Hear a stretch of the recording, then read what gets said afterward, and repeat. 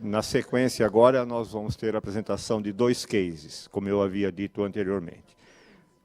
O primeiro deles falará sobre o projeto Desfile da Primavera, Passarela da Vida, será proferido pela doutora Farideh Amar Cohen, médica com especialização em mastologia, trabalha no Hospital Pérola Byton, onde faz parte da comissão de humanização do hospital.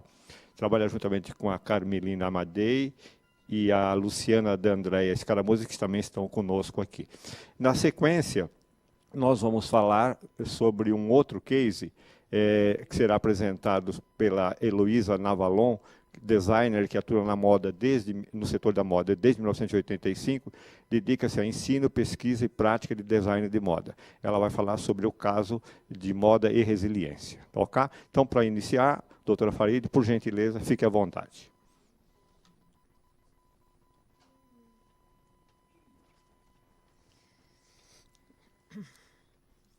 Bom, em primeiro lugar, bom dia.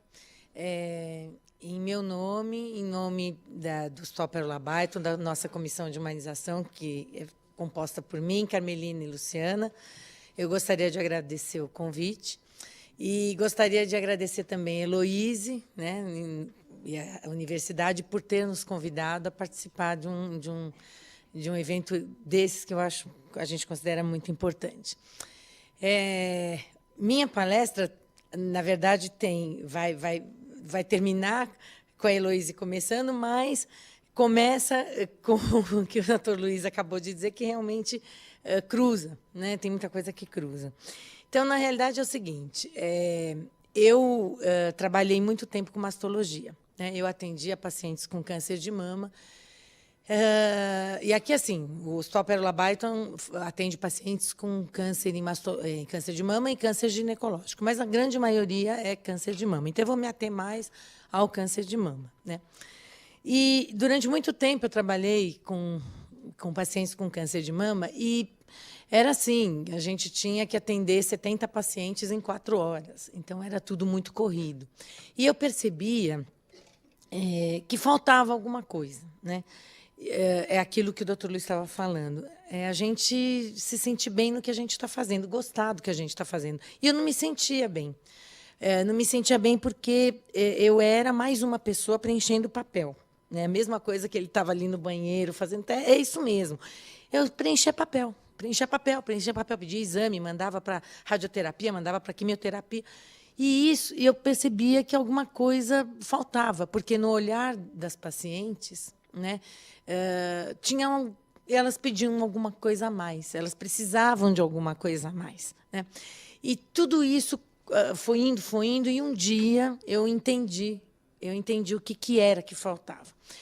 Um dia uma paciente entrou no consultório com o marido e eu dei a notícia, olha, a senhora tem que fazer uma mastectomia, né? Vai ter que fazer uma mastectomia, porque senão a senhora vai morrer, isso aí vai dar metástase, enfim. E o marido, né, que estava ao lado, disse para a gente o seguinte: o quê? Mastectomia? Ela vai tirar a mama? Eu não quero uma esposa sem mama, né? E eu já levei um primeiro choque. Foi aí que a ficha começou a cair. Porque a paciente dizia para mim, mas, doutora, o meu marido não quer uma mulher sem mama. E eu dizia, não, mas ela precisa tirar a mama. Depois a gente faz uma reconstrução, né? Mas, nesse momento, ela precisa. E a paciente começou a chorar, né? E o marido começou a brigar. Não, eu não quero. Ela não volta para casa sem mama. Bom, eu fui obrigada a levantar, botar o digníssimo para fora da sala e terminar a conversa com a paciente. Foi aí que eu entendi exatamente o que o doutor Luiz estava falando, que o que faltava era justamente isso, era a gente conversar com a paciente. E uma paciente de câncer não é uma paciente como uma paciente que tem micose, pneumonia, não é. Uma paciente de câncer é uma paciente especial. Tá? Então, vamos falar um pouquinho do câncer. Eu não vou falar muito da Angelina Jolie, porque a Angelina Jolie, no meu modo de entender, no meu modo particular, fez uma coisa que eu não acho conveniente, a palavra é essa. Porque nós sabemos, em medicina, que cada caso, a gente já aprende isso, no primeiro dia de aula, cada caso é um caso, né? E no caso dela, realmente ela tem indicação, mas eu acho que no momento em que você vai para a imprensa e divulga o que você fez, e por que tirou, por que não tirou, que sente mais mulher, menos mulher, isso não tem a ver com medicina, né? Isso, para mim, tem a ver com marketing. Né? E isso infelizmente, cria conceitos errados, né? Porque, como o doutor Luiz diz, as pessoas hoje são muito bem informadas por causa do doutor Google, né? Mas, infelizmente, a gente não pode generalizar. Né? Cada caso tem que ser analisado de uma forma. E, no meu modo de entender, isso foi uma manobra de marketing. É isso. Agora, falando do câncer de mama. O câncer de mama ainda mata muita gente. No Brasil, a gente ainda tem, se você considerar, são por ano, em 2012, a gente teve uma média de mais de 52 mil casos novos de câncer de mama. E a cada ano isso tem se mantido. E o índice de morte, a incidência de morte, é de 55% ainda nos casos diagnosticados. Por quê? Porque o diagnóstico é feito muito tardiamente. Nesse aspecto, nós temos lá no Pérola Byton, e isso é um motivo de orgulho para mim, o Pérola Byton tem como diretor o Dr. Luiz Henrique Gebrim. E o Dr. Gebrim, desde que entrou no hospital, ele tinha uma meta. Qual era a meta dele? Era atuar justamente no problema. Qual é o problema? Fazer um diagnóstico precoce. Tá? Então, por que ainda não se faz grande parte quase 50% dos diagnósticos de câncer de mama são feitos em rede pública, né? E a gente sabe, existe uma fila, existe uma demora, então existe uma demora de diagnóstico. Então, em meses, um caso que era inicial começa a ficar avançado. E a grande meta do nosso hospital, do Dr. Gebrim, foi justamente esse. Então, nós temos o CARI, que é um centro de alta resolutividade, que faz o quê? Nós conseguimos diminuir os tempos. Né? Então, hoje, você, em 4 horas, consegue fazer um diagnóstico, porque a gente já está com um andar, com 5 mamógrafos, com biópsias, com médicos especializados, que conseguem fazer uma biópsia, que conseguem ter um diagnóstico. Num prazo de 20 a 26 dias, a gente consegue começar a quimioterapia. Né? Isso esse é o olhar. Né? Na verdade, é isso que tem que ser feito. Tem que ser feita uma prevenção, tem que pegar um caso no estadiamento inicial. Bom, então, o que acontece com o câncer de mama? Então, vamos juntar agora o câncer de mama com a humanização. Então, eu cheguei no Pérola Byton da seguinte forma: doutor Gebrim, eu não quero mais fazer mastologia. Eu queria fazer mais alguma coisa. Não é a mastologia. Porque passar receita, pedir raio-x, mamografia, todo mundo faz. Né? Eu queria fazer alguma coisa. Ele falou: entra na humanização. E eu entrei ali, cheguei ali, já me enfiaram numa sala, né? Olha, entra nessa reunião. Eu fui, reunião do quê? De humanização. E eu não sabia nada de humanização. Eu falava, não, mas eu não tenho curso de humanização, né? E aí eu comecei a frequentar o hospital, andar, ir na quimioterapia, subir e descer, e comecei a perceber o que era a humanização. E entendi que, para a gente fazer humanização, a gente não precisa fazer curso, a gente precisa estar humanizado. Né? O que é? As pessoas têm tantas definições. Se você entrar ali no Google, tem um monte de definições para humanizar. E eu costumo dizer que humanizar não tem definição. Eu falava sempre isso para a Heloísa quando a gente se conheceu, que humanizar é você estar lá, é você olhar com outro olhar, quer dizer, você olhar menos egoísta, né? Você olhar querendo dividir, querendo ajudar, querendo, como nós usamos sempre, a gente usa o confortar, né? Isso seria humanizar. Então, lá no hospital, eu comecei a perceber o seguinte: os tempos, com aquilo que eu tinha trazido da mastologia, existem os tempos. Quais são os tempos? A paciente chega no hospital desesperada ou não, ela é desesperada porque tem um nódulo, ou não porque está indo simplesmente fazer uma rotina, e aí ela descobre... aí começa o ultrassom, mamografia, olha, o nódulo, aí começa o primeiro momento. É a dúvida, tem ou não tenho? Aí vem o diagnóstico. Tem um câncer. Tem câncer. A notícia, o momento da notícia é complicado. E aí começa a história, ou vai fazer uma quimioterapia, né, adjuvante, vai diminuir o tumor para fazer cirurgia, ou vai direto para a cirurgia e depois vem a quimioterapia. Aí começa o drama. Doutora, vou perder os cabelos? doutora, vou engordar? Doutora, o que vai acontecer comigo? Que vai cair? Vão cair meus cílios? Vão cair minhas sobrancelhas? Né? E aí a gente senta e começa a fazer o trabalho que a gente faz. Então, por exemplo, nós temos vários projetos dentro do Hospital de Humanização, nós temos artesanato, nós temos oficinas de maquiagem, temos projetos bonitos dentro do hospital, que ensinam as pacientes a se maquiarem, que ensinam as pacientes a se arrumarem. Nós temos o Cantinho da Beleza, que é uma salinha ali onde as pacientes que estão internadas sobem, vão arrumar o cabelinho, vão arrumar a peruca. Né? A gente ganha peruca, porque nós não podemos receber donativos em espécie, em dinheiro. Então, eu, a Carmelina e a Luciana estamos sempre correndo pedindo as coisas. É assim que funciona. Quem pode doar alguma coisa é sempre bem-vindo. Um dos exemplos, né, de humanização, que foi uma coisa que me marcou bastante. Quando nós entramos no hospital, as pacientes que são operadas saíam com os drenos no saquinho do supermercado. Muita gente já deve ter visto isso no ônibus, né? O paciente sai com dreno, né, porque aquele negócio cheio de sangue, as pessoas ficam impressionadas na rua, e não encosta. Né? Então, o que a gente conseguiu? A gente conseguiu tecido, algumas pessoas doam tecido. Nós temos a Casa de Clara, que é um grupo de pessoas de uma igreja, que fazem as bolsinhas. Então, fazem bolsinhas com velcro bonitinho, ou fechadinhas em cima. A paciente sai do hospital com o dreno dentro da bolsinha. E depois aproveita a bolsinha. Então, as primeiras que receberam as bolsinhas tiraram uma foto e mandaram para a gente. Né? Então, hoje, elas não saem com a sacolinha do supermercado, saem com uma bolsinha. Isso, no nosso modo de entender, é você respeitar uma paciente. Né? E nessa parceria toda, teve uma outra história também que eu gostaria de citar, que numa dessas oficinas, um dos projetos que a gente tem no hospital, que foi uma paciente que foi para uma oficina de maquiagem, essa história também é inesquecível para mim, que foi uma paciente que entrou triste, a gente percebia que ela estava já no final, no estado terminal, e ela entrou triste, como ela falou, olha, vamos lá, a senhora vai aprender a se maquiar, vai ganhar alguns produtos, né? Vamos.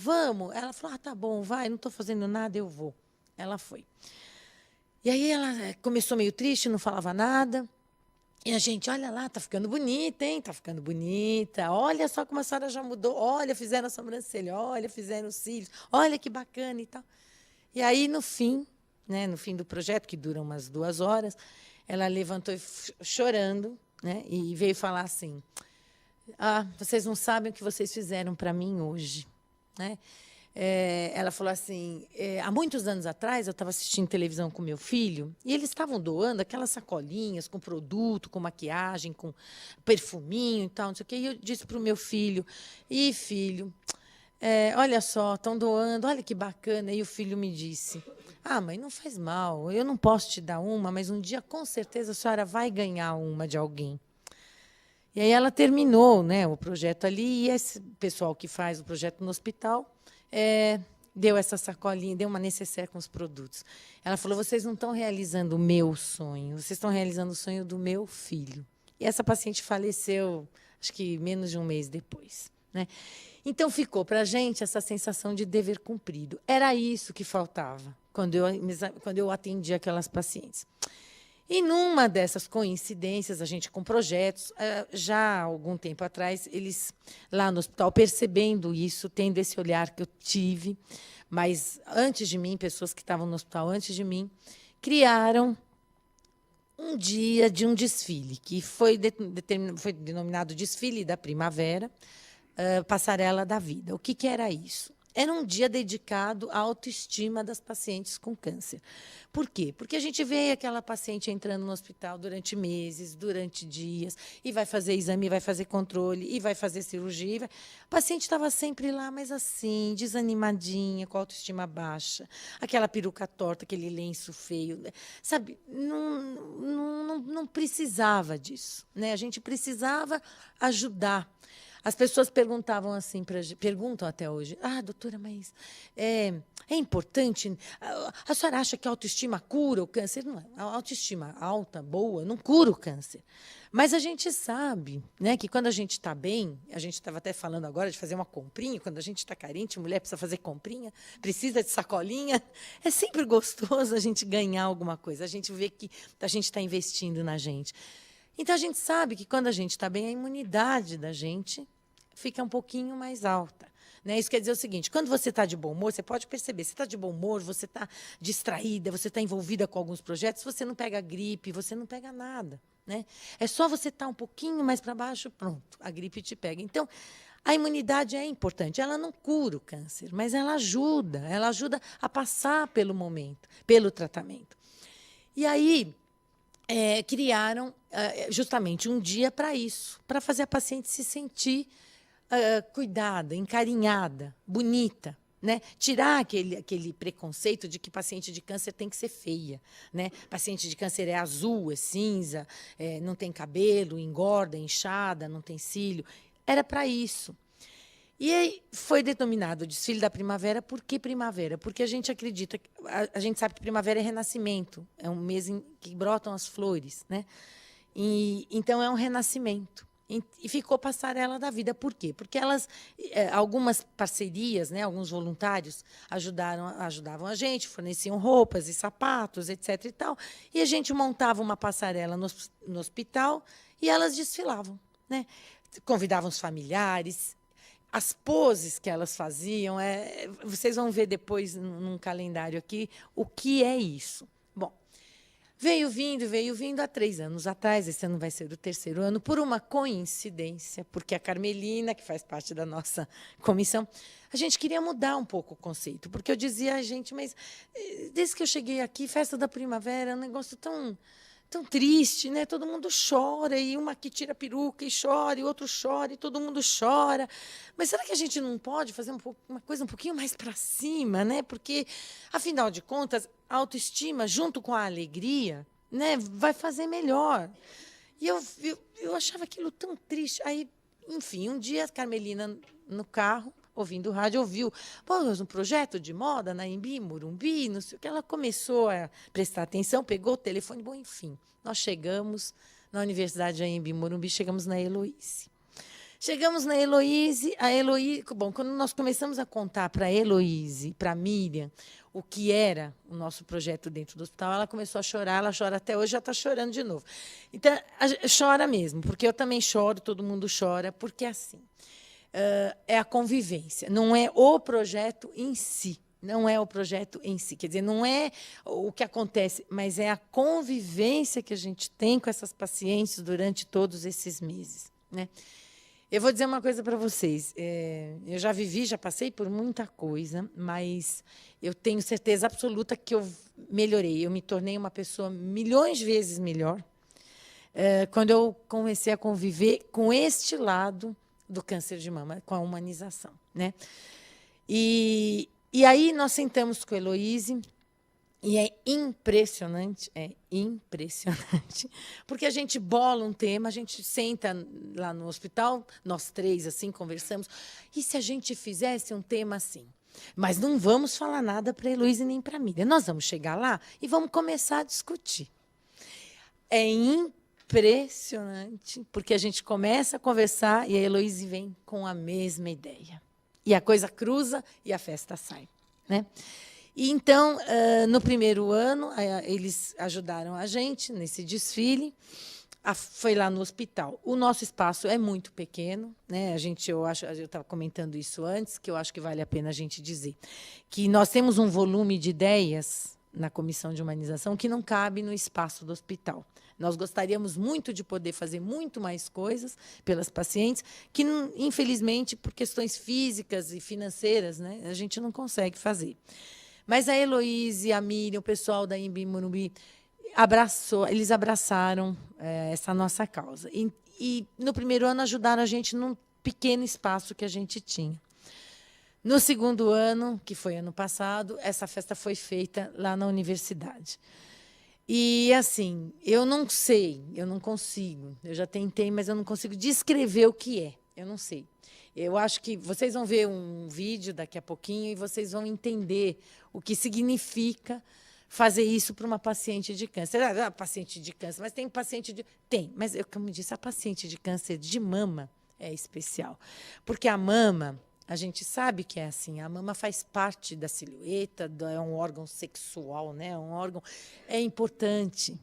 Uma vez que você tira a mama, ou mexe na mama, ou corta a mama, ou trata a mama, e o cabelo cai, né? E o cabelo cai, e a pessoa é identificada. Assim que você olha, se você olha uma mulher sem cabelo na rua, você fala, ela está fazendo quimioterapia. Esse estigma ainda existe, vai existir por muito tempo. Então, por que não a gente que trabalha com medicina, a gente que trabalha com gente, ser mais gente?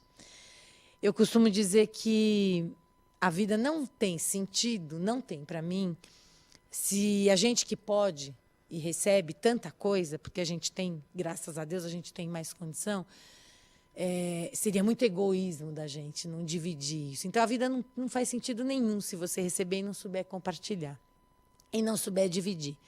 Então, quando nós encontramos essa parceria com a universidade, a sensação que a gente teve é que elas, apesar de não serem médicas e não viverem dentro do hospital, eles entenderam perfeitamente o conceito de humanização dentro do hospital. Tanto que eles mobilizaram a universidade inteira. Começou com a faculdade de moda, hoje eles mobilizam a universidade inteira para ajudarem a gente nesse desfile.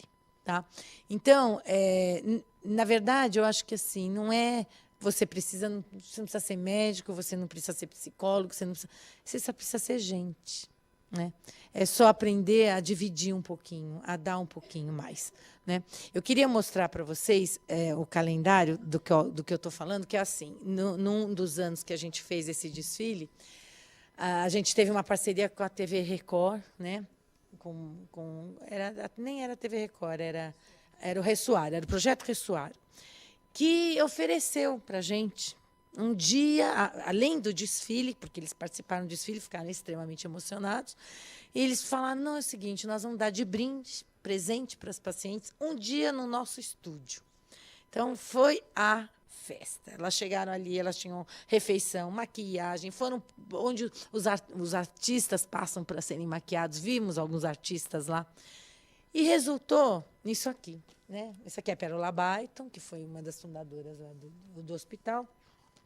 Depois, se vocês quiserem ver, mas, assim, resumidamente, essas aqui são as nossas pacientes que fizeram quimioterapia, estavam fazendo, já estavam bem. Elas foram vestidas, maquiadas. Então, é assim. Se vocês olharem esse calendário, tem uma coisa que emociona muito, e todos nós, cada pessoa que olha sente a mesma coisa. Olha nos olhos delas, né? A expressão nos olhos delas. Ninguém diz que são pacientes que passaram ou passam por câncer, né? Então, é isso aí. O conceito, olha só. Olha só. É a coisa do ser feminina, né? Do voltar a ser feminina, né? De deslocar aquele olhar preconceituoso para uma pessoa normal. Simplesmente uma pessoa que está passando por um período difícil, mas que pode, como qualquer outra pessoa, ser bonita, pode ser atraente. Olha lá. Essas são algumas das nossas pacientes que participam, até hoje, do nosso desfile. Então, nós já temos as pacientes antigas, as mais antigas, as menos antigas, e ninguém quer parar de desfilar, ninguém quer parar de participar. Tá? Então, depois, se vocês quiserem ver, infelizmente, lógico, algumas pacientes nossas já não estão mais aqui. Mas, e esse ano a gente perdeu uma paciente importante. E eu acho que, de todo o trabalho que a gente faz, para mim, foi uma das coisas mais importantes que aconteceram na minha vida. Era uma paciente muito jovem, de 28, 29 anos, uma paciente lindíssima, mas lindíssima, sem exageros, lindíssima. Paciente que nasceu para ser modelo, e ela tinha uma doença complicada, já bem avançada. E um dia eu entrei no hospital e o filho dela estava correndo ali. Doutora, minha mãe está no hospital. E eu subi e fui vê-la. E eu entrei no quarto e percebi que realmente ela estava no finalzinho, né? E era uma paciente que não se queixava de nada. Estava tudo bem, estava tudo ótimo. Você sabe, estou ótima, estou bem. Bonita, linda, sempre arrumadinha, sempre arrumadinha. Coisa que a gente cobra. Ei, ei, cadê a maquiagem? Como é que é? Cadê a peruca? Cadê? Né? E aí eu tinha algumas coisas para acertar ali em termos de medicação, enfim. Aí eu estava indo embora e ela participou de todos os desfiles. E aí eu disse assim para ela, e aí? Mas você precisa mais alguma coisa? Ela falou, quero sim. Ela já estava bem adormecida, né? Ela já estava bem... Ela falou, eu quero sim, tem mais uma coisa que eu quero, eu preciso. Aí eu disse para ela, mas o que é? Fala, pode falar. Só queria dizer obrigada por tudo. Isso tem... Para mim, não tem nada que me faça sentir melhor, né? Obrigada por tudo. E aí eu parei na porta do quarto e disse assim, meu Deus, por tudo. Quanto mais a gente queria poder fazer, mas não está nas nossas mãos fazer, né? Então, assim, mas isso já valeu a pena. Por quê? Porque a gente sabe que no tempo que ela passou com a gente, com a parceria da universidade, tudo que a gente pôde proporcionar para elas, isso, para mim, é ser médico, né? E aí eu venho de encontro ao que eu estava falando com o doutor Luiz. Para mim, ser médico é isso, porque na época da faculdade eu aprendi que para você ser médico, você tem que ser primeiro gente, você tem que ser um ser humano. Então, você vê uma pessoa perdida no hospital, andando para cima e para baixo, que é o que a gente estava comentando. Você fingir que não viu, você não pode fazer parte de humanização, você não pode ser médico, você não pode estar numa sociedade. Porque uma pessoa que está perdida e precisa de ajuda, humanizar no nosso olhar é, senhora, o que a senhora precisa? O que a senhora quer? Mas não é, a gente fala, né, parece que é fácil ser assim. Não, não é. Né? A gente já tentou humanizar pessoas antes de pacientes, mas isso não é fácil. Infelizmente, isso está dentro de algumas poucas pessoas que conseguem abrir mão, né, dos seus valores, do seu tempo, do seu egoísmo e doar um pouquinho. Então, por mais que se tente, né, conceituar a humanização é você estar presente, é você estar perto, é você perceber no olhar da pessoa que está lá na sua frente do que é que ela precisa. Não tem uma paciente nossa que volta no hospital, não procura, principalmente a Carmelina, que fica lá o tempo inteiro, e a Luciana na nutrição embaixo, que eu fico lá em cima na diretoria, que não diz para a gente, aqui é a minha casa, aqui eu me sinto super bem. Né? Quando que a gente ouve uma pessoa que está no hospital dizer isso? As pessoas falam, não, eu quero ir embora daqui, pelo amor de Deus, não me quero ir embora. Não, elas vão ali, elas sentam, elas contam as coisas e falam, aqui é a minha casa, aqui a gente se sente super bem. Mas por quê? Porque, às vezes, a gente está super cheio de tarefas, a gente está cheio de coisas para fazer, mas a gente sempre tem um tempinho para sentar e escutar e olhar e ver o que elas precisam naquele... Doutora, posso almoçar? Carmelina, pode almoçar? Pode. Posso subir um pouco? Pode. E nós temos várias pacientes que hoje são voluntárias do hospital. Né? Vão ajudar aquelas que vão passar porque elas passaram. Então, é isso. Da minha parte, é assim, o que eu tenho realmente para dizer é isso. Eu aprendi no Pérola, aprendi com a comissão, que nós não trabalhamos, ninguém faz nada sozinha, muito pelo contrário. Né? São 3 mulheres terríveis, danadas, né? Com um gênio danado, né? Porque quando a gente enguiça com uma coisa, a gente faz. Não adianta. Se falarem, vamos fazer, vamos fazer. A gente se propõe a fazer, a gente vai fazer. Tá? Então, eu termino dizendo exatamente isso. Vou passar para a Heloíse, que vai mostrar para vocês o resto, o desfile, enfim.